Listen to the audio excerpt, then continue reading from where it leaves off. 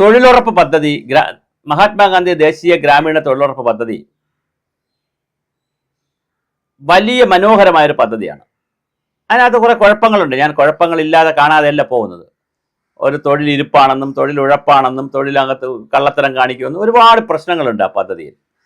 പ്രത്യേകിച്ച് 70 വയസ്സായവർക്ക് മുകളിലുള്ളവർ വരെ ആ പദ്ധതി പോകുന്നു. അവരെ കൊണ്ടൊന്ന് എണീറ്റ് നിൽക്കാൻ പോലും വയ്യാത്ത ഒരുപാട് സ്ത്രീകളൊക്കെ ആ പദ്ധതി പോകുന്നു. അതൊരു പലപ്പോഴും ആ പദ്ധതി എന്താണ് ഉദ്ദേശിക്കുന്നത് അതിനകത്തുള്ള റിസൾട്ട് ഒന്നും ഉണ്ടാകാതെ പോകുന്നു എന്നുള്ള വ്യാപകമായ പരാതിയുണ്ട്. ഇല്ല നമുക്ക് പറയാൻ പറ്റത്തില്ല. അതൊരു തൊഴിലാളി വേതനം കൊടുക്കുമ്പോഴത്തെ ഒരു പദ്ധതിയാണെന്നുള്ള വ്യാപകമായ പരാതിയുണ്ട്. പിന്നെ അഴിമതിയുണ്ട്, ഒരേ കുളം തന്നെ വീണ്ടും ചെയ്യുന്നു, ഒരേ തോട് തന്നെ, അങ്ങനെ ഒരുപാട് പ്രശ്നങ്ങളുണ്ട് അതിനകത്ത്. പക്ഷേ ആ പ്രശ്നങ്ങളൊക്കെ പരിഹരിച്ചുകൊണ്ട് ഇതൊരു ഉൽപ്പാദന മേഖലയുമായി ബന്ധിപ്പിച്ചുകൊണ്ട് ജലസംരക്ഷണത്തിനും കാർഷിക സംരക്ഷണത്തിനും കാർഷിക മേഖലയിൽ ഉൽപ്പാദന വർദ്ധനവിനും വേണ്ടി അസറ്റ് ക്രിയേഷനൊക്കെ വേണ്ടിയിട്ടുള്ള മനോഹരമായ രീതിയിൽ അത് റീട്യൂൺ ചെയ്യാൻ കേന്ദ്ര ഗവൺമെൻറ് തീരുമാനിച്ചു. അത് നമുക്ക് സമ്മതിച്ചു. പക്ഷെ വീണ്ടും ചില പ്രശ്നങ്ങൾ, ചില കണ്ടീഷൻസ് അവർ വെച്ചു, പേര് മാറ്റി. അത് നമുക്ക് അങ്ങനെ പൊറുക്കാവുന്നതല്ല.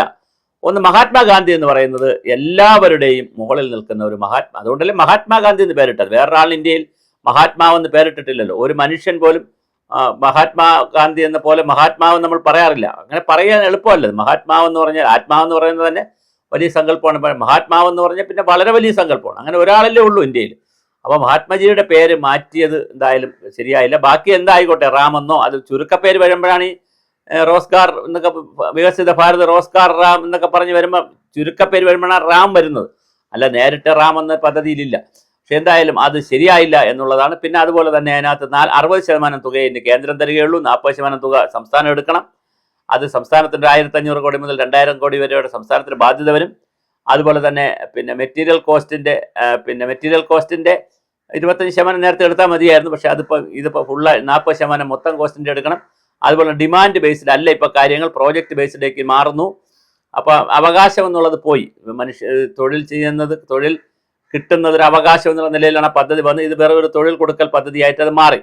അതുപോലെ തന്നെ 15 ദിവസം ജോലി ചെയ്തില്ലെങ്കിൽ, ജോലി കൊടുക്കാൻ പറ്റിയില്ലെങ്കിൽ അവർക്ക് പൈസ കൊടുക്കണം. ആ പലിശ പിഴയുണ്ട്. ആ പൈസ കൊടുക്കേണ്ടത് സംസ്ഥാന ഗവൺമെൻറ്റുകളാണ്.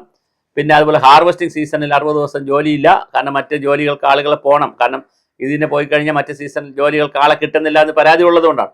അങ്ങനെ ചില നല്ല കാര്യം, പിന്നെ 100 എന്നുള്ള 125 ദിവസം ആക്കിയിട്ടുണ്ട്. അപ്പോൾ ചില നല്ല കാര്യങ്ങളും ചില മോശപ്പെട്ട കാര്യങ്ങളും വെച്ചുകൊണ്ടാണ് തൊഴിലുറപ്പ് പുതിയ നിയമം വന്നത്. എന്തായാലും ഒരു കാര്യം വളരെ പ്രധാനപ്പെട്ട കാര്യമാണ്, മഹാത്മജിയുടെ പേര് മാറ്റാതെ തന്നെ ചില പരിഷ്കാരങ്ങൾ അതിനകത്ത് കൊണ്ടുവരാമായിരുന്നു. പിന്നെ അതുപോലെ തന്നെ പഞ്ചായത്ത് രാജ് സ്ഥാപനങ്ങൾക്ക് ഇപ്പോൾ ഇതിനകത്തൊരു പങ്കുമില്ല.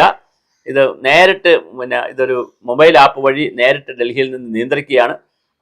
ഒരു തരത്തിൽ പറഞ്ഞാൽ അധികാര വികേന്ദ്രീകരണത്തെ തുരങ്കം വയ്ക്കുന്നതാണ്.